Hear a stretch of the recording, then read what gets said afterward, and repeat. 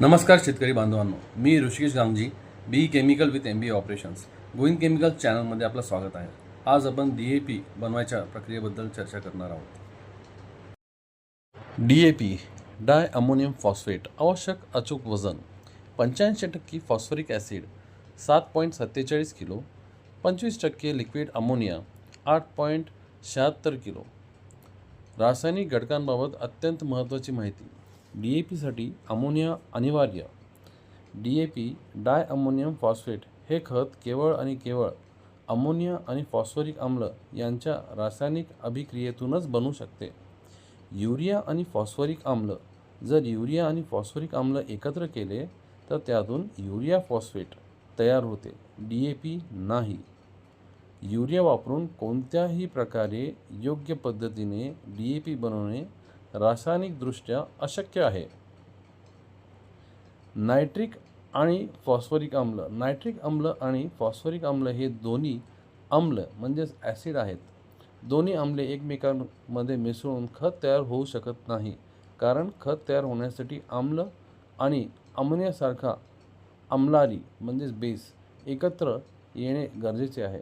त्यामुळे हे वापरून DAP बनवू शकत नाही.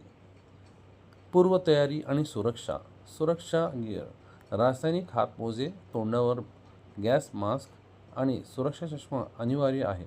25% अमोनियाची वाफ डोळ्यांना आणि फुफ्फुसांना तीव्र इजा करू शकते, त्यामुळे सावधगिरी बाळगा. जागा ही प्रक्रिया घरात करू नका, नेहमी मोकळ्या हवेत किंवा प्रयोगशाळेत फ्यूम हुडमध्येच करा. भांडी मिश्रण करण्यासाठी जाड स्टेनलेस स्टील किंवा उच्च घनतेची प्लास्टिक HDPE पात्र वापर करा.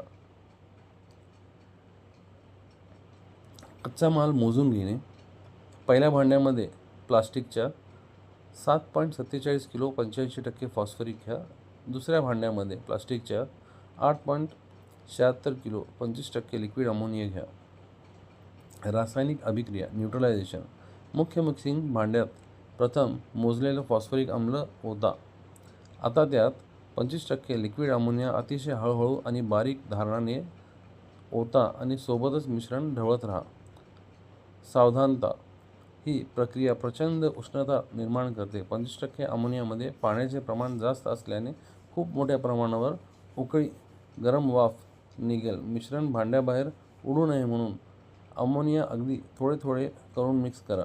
संपूर्ण अमोनिया मिक्स झाल्यावर रासायनिक अभिक्रिया पूर्ण होऊन एक घट्ट गरम पेस्ट स्लरी तयार होईल.